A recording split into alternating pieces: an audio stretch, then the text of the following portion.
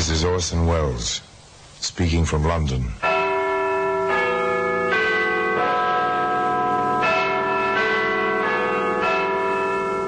The Black Museum. Here in the grim stone structure on the Thames, which houses Scotland Yard, is a warehouse of homicide. A warehouse where everyday objects, a salt shaker, a pair of scissors, an umbrella, all are touched by murder.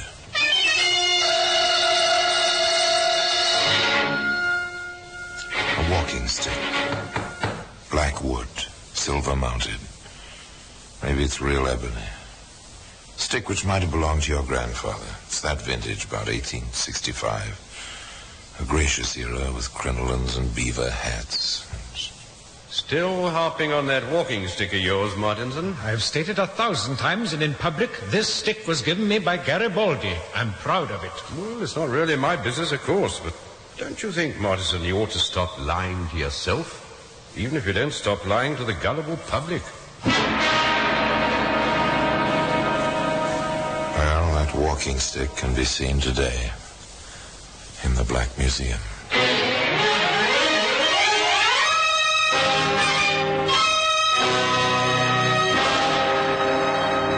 From the annals of the Criminal Investigation Department of the London Police, we bring you the dramatic stories of the crimes recorded by the objects in Scotland Yard's Gallery of Death, the Black Museum.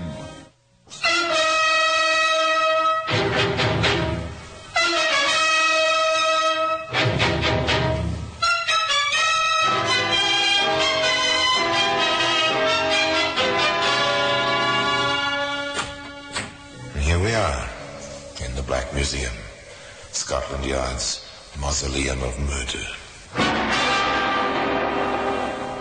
Yes, here lies death. I make no virtue of killing, but I'm fascinated by the facts. Facts I've learned in this room, among these silent witnesses to the act of murder. Now this is a plaster cast of a heel print. Found, it says on the small label, in a flower bed outside a ground floor window. Note the scratches in the rubber heel. Those markings led a man to the gallows. This is a steel file, sharp-pointed, well-tempered, meant for cutting metal cleanly. This file, no, it was not used to escape a prison. No, it was used to put a man in prison. This file became a weapon. Cut through human flesh and bone. Here we are, the walking stick. It came from Glasgow more than 80 years ago, 1865. Its owner was Dr. Richard Martinson, an interesting fellow. Loved to give lectures, sometimes with lantern slides on places where he said he'd been. This is Capri, lovely isle in the Mediterranean, loveliest of all the seven seas. Here, as you can observe, blue waters with a picturesque coastline, adding their soul. He had the soul of a poet, apparently, this Dr. Martinson. And he was, according to himself, a great lover of liberty. I knew Garibaldi, whose courage was as great as man's can be. Garibaldi set freedom above life. He gave me my walking stick as a token of the high esteem in which he held me. Altogether a remarkable man. Of course, there were those in Glasgow who were skeptical, perhaps with reason. Capri, my foot. Martinson's never been out of the British Isles except for 1 week in Paris. And as for that Garibaldi nonsense, balderdash. The discussions about his veracity didn't help Dr. Martinson's practice. This was something of a pity, as the doctor had a wife who was chronically ill. And how are we today, Sylvia, my dear? Oh, as well as I can expect, Richard. Have you had anything to eat today? I don't have any appetite, you know that. The tonic I gave you is to stimulate your appetite, dear. Oh, I can't abide the tonic, Richard. I'm sorry, but I can't. You make me feel rather inadequate, darling. Not only as a provider, but as a doctor as well. Oh, don't feel like that, Richard, please. It's not you. You're doing your best, I know. I hope I am, my dear. I truly hope I am. It is a little strange. I'm the one who's ill, and I'm doing the... But Dr. Martinson bore up under his trials. He bore up rather well. And then company came. To stay. Richard, I don't believe you're giving Sylvia proper attention. Now, Mother Toomey, she's getting the best medical care available. And she still won't eat. Richard, you're a fool. I won't have my daughter neglected. I won't have it. You won't have it. So you suppose I enjoy it? I've made up my mind, Richard. I'm taking over where Sylvia is concerned. First thing necessary is strength. Oh, yes, Mrs. Toomey had come to stay a while. And she made her presence felt at once in the kitchen. Evelyn, I want to make my daughter something light and tasty. Do you have any tapioca in the house? And, of course, in the bedroom. Particularly in the bedroom. Put the tray on the dresser, Evelyn. Yes, Mum. Mother, what is it you're doing now? Just rest yourself, dear. You may go, Evelyn. Yes, Mum. Of course. But, Mother... Hush, darling. Your mother's here now. And you're going to start eating at once. Oh, Mother. Now, it's tapioca. Light. Really tasty. Oh, Mother, I can't. I won't. Look, I'll put some sugar on it, right from the bowl. There we are. Now, doesn't that look appetizing? Oh, I can't stand the sight of it, really, Mother. I'm not a child. Look, I'll eat some. Do you remember, dear, how I used to get you to eat when you were a tiny lass? By eating from your plate myself, like this. Now it's your turn, dear. Come on. Of course it didn't work. Would it work with you? Of course not. Mrs. Toomey ate all the tapioca herself. Doctor!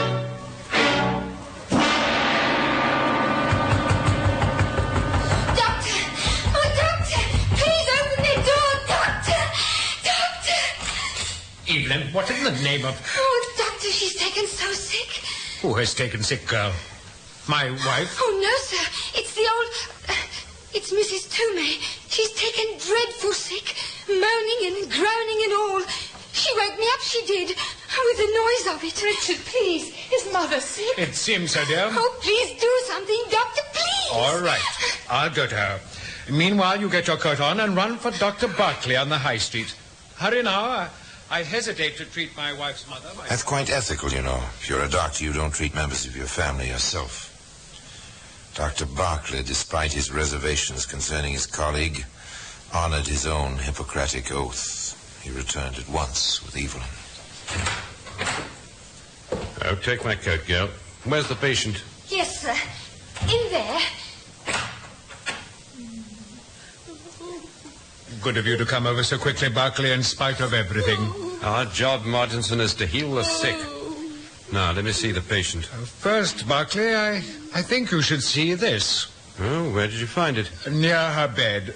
She reeks from the stuff. Oh, then this is nothing more than an ordinary drunken... I would diagnose it as something more. She's been taking some of this, apparently. I know that sedative. Opium base. What's your diagnosis, Martinson? Apoplexy. She's the choleric type, you know, apparently subject to these attacks. Now, if you'd care to examine the patient, Doctor, I should be glad to give you whatever assistance... Barclay examined the suffering woman, prescribed a sedative, and went on his way. He called again the next morning. Oh, she seems to be resting comfortably, Martinson. She'll be all right in a day or two, I'm sure. If you want me, send the girl. The coolness between the two medical men remained, and succeeding events didn't tend to improve their relationship. Richard, I'm Mother, and I'm the one who's sick. It must come to all of us, Sylvia. Your mother lived a full life. Now she is at rest. But I'll miss her. I'll miss her terribly. The passing of her mother was extremely upsetting to Sylvia Martinson. Her husband, qualified physician that he was, used to the sight of death, seemed somewhat affected himself. His wife was not present to see him. Evelyn, I want you to see something. Yes, Doctor? This bottle. Remember it? Well, of course, sir. I bought it from the chemist myself. Mrs. Toomey sent me. She said it was for sleeping. When was that exactly, Evelyn? Day before yesterday. The day she came. And the bottle was full then? Oh, yes, sir. And now... Well, you can see for yourself, Doctor. More than half the medicine's gone. Exactly. And I want you to remember this if there should be any question. Understand? Yes, sir. I've made out and signed the death certificate. Can you find your way to the registrar's office? Oh, yes, sir. Go there, then. I'll give you a note. File this paper. I've certified the cause of death as apoplexy. Understand? An obedient girl, that Evelyn. Not too bright, perhaps, but obedient. Very loyal to the doctor. In fact, her loyalty had a tendency to brim over at the edges. I think he's a grand man, grand. And why, may I ask? Well, you only cook for him, Mrs. Bemis. You don't see him at the front of the house like I do. So considerate, so kindly. Have some more cheese, Evie. Thank you, I will. Now, this cheese, he went to the other end of the city for it, just to tempt the madam to eat something. But she wouldn't touch any of it. It's a husband's duty to care for his wife. The doctor does more than his duty. Spends all that time at her bedside. Tries to help her every way he can. Maybe it's because he's got so much time on his hands, not having many patients and all. I'll have a bit more of that cheese myself. I heard over the fence yesterday, half the neighborhood is talking of what a prevaricator he is. With his walking stick from the Italian. Nonsense. If he says it was a gift... Well, then you can be sure it was not. A great one for making up... A bit of below-stairs gossip, a touch of the local scandal that kept patients away from the doctor's door, just some gossip at the end of the servants' dinner as they lingered over the cheese poor sick Sylvia had refused. Yes. The cheese. Evelyn! The bicarbonate. Oh, where does the doctor keep his bicarbonate of soda? Well, I think in the medicine cabinet. I don't feel so well myself. I'll get it. Oh, hurry. Oh, my stomach's that twisted. It must have been the cheese. Oh, it did taste a bit tangy. Oh, hurry. Oh, no, thank heaven. The poor mistress refused to touch it. Thank heaven, yes. Oh, if I can find the soda, if I can find it quickly without... Another tiny piece of the puzzle. Another incident. The cheese which the wife refused. As she refused nearly every other food in the house. As she literally starved herself.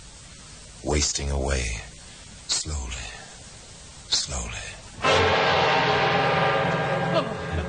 I'm glad you called me when you did, Martinson. Your wife's in bad shape. Looks as if she hadn't eaten or slept in days. Poor Sylvia. She's had gastric fever for months, you know. No, I didn't know. High time you called me. Here, send your girl for this sedative. We'll get her some sleep. Then we'll try to take care of her properly. You can't dodge truth with this, Doctor, as you do with your walking stick. Oh, Mother, I see you. You're here. Doctor, what's happening? She's talking to her mother. It happens sometimes in the crisis of gastric fever. The patient has hallucinations induced by weakness. Oh, Mother, help me. I'm afraid to die. Oh, Doctor, can you do nothing? Doctor, she's dead. She's gone. No. Sylvia. No. Dr. Martinson's grief seemed genuine. How much of everything was play acting, and how much was truth? And the answer to that question lay in the doctor's own hands, in the shape of a walking stick. That same stick that can be seen today in the Black Museum.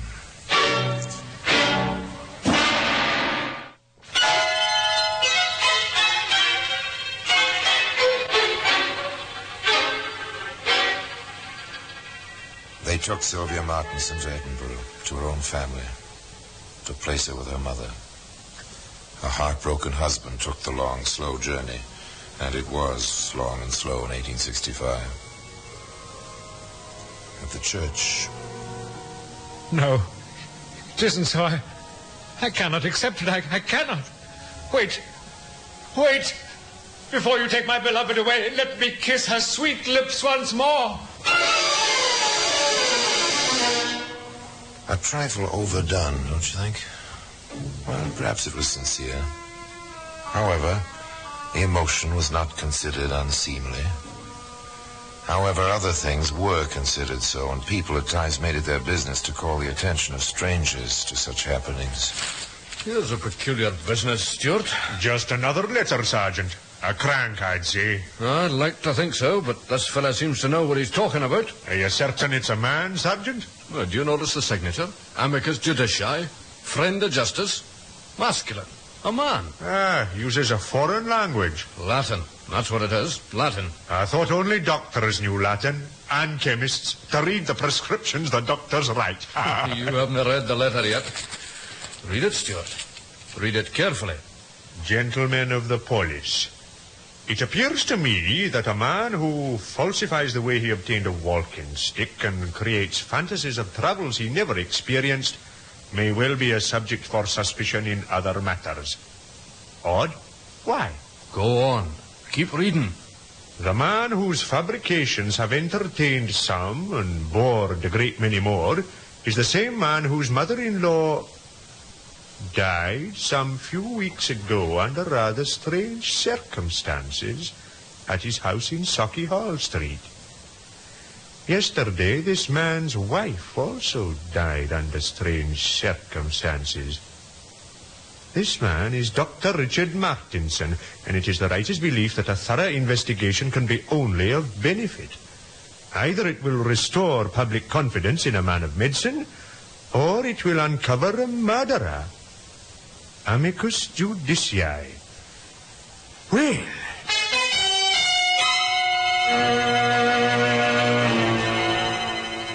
They never found the writer of that letter, but in the Martinson house, which was searched, Warren provided, with a great deal of thoroughness, while Evelyn Warren looked on. Found this, Sergeant.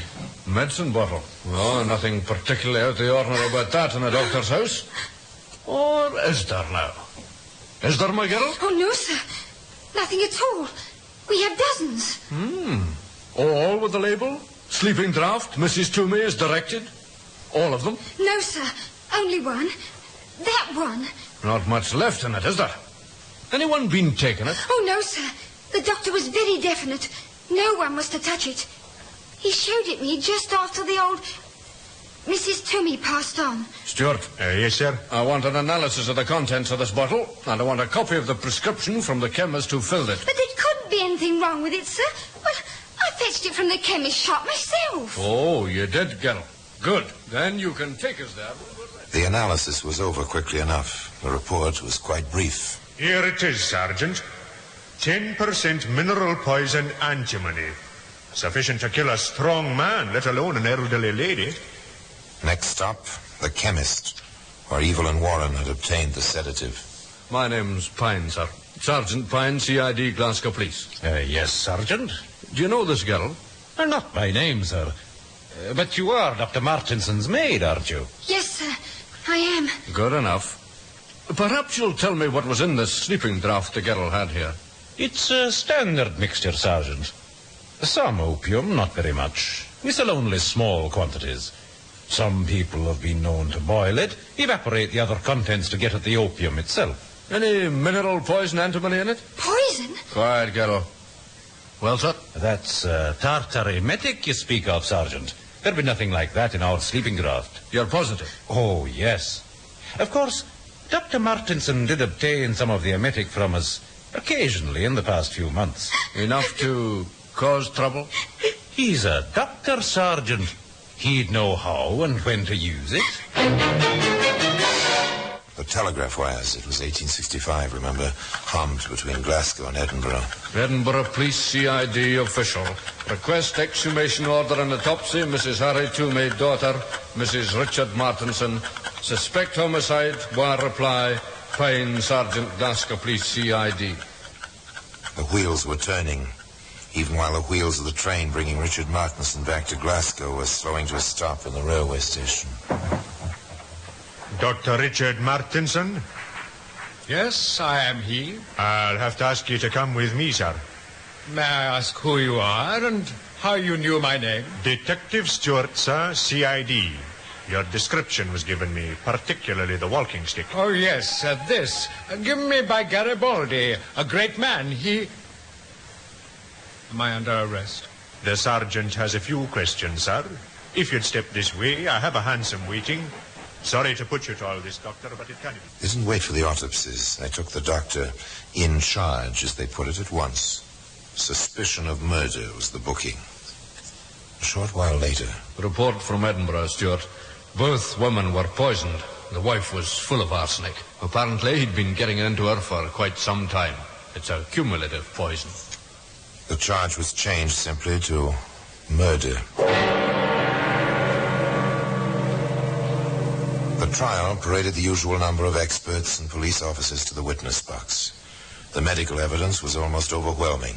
But through it all, not one shred of motive. No one could find a reason for these deaths.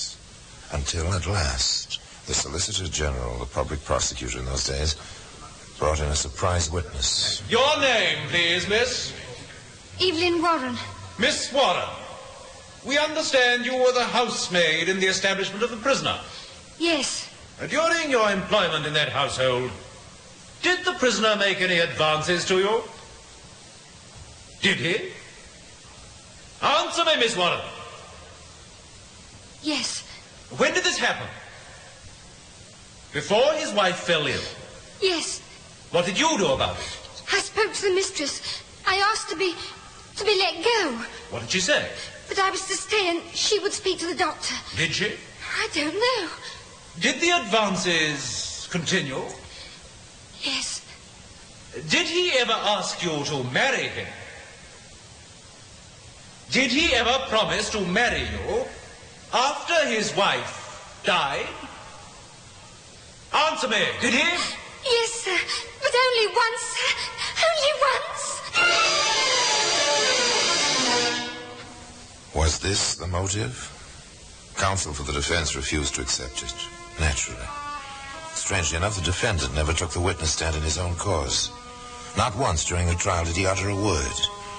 It was almost as if he welcomed punishment, as if he were already walking out to meet it. The judge spent a part of his charge to the jury on the question of motive. The question of motive is not your concern in this case. Why this murder was committed is of no moment. How it was done, by whom? If murder was committed, and if it was, did Dr. Martinson commit it? You have heard the evidence. Now you will consider your verdict. And during every moment of your deliberations, remember, the decision you make can never be undone.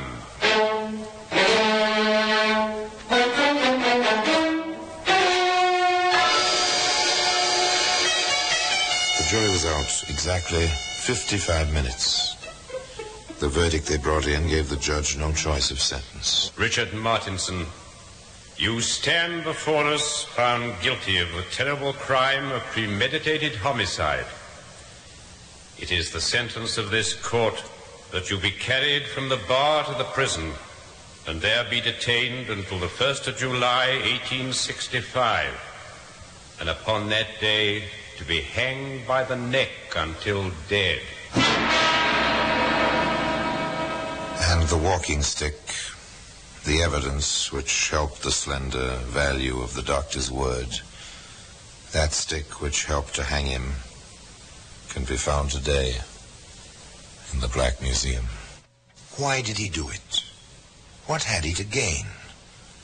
In modern terms, what compulsion drove Richard Martinson to sacrifice his future as a physician to the lies of his lectures, to the fabrication of his walking stick story, to the murder of his wife and her mother? Perhaps today's psychologists would have the answer. In 1865, no one had the answer, not even Richard Martinson himself. He did state, just before he died, "I can assign no motive for the conduct which actuated me beyond a species of terrible madness and the use of ardent spirits." And now, until we meet next time, till we meet in the same place, and I tell you another story about the Black Museum, I remain remain as always, obediently yours.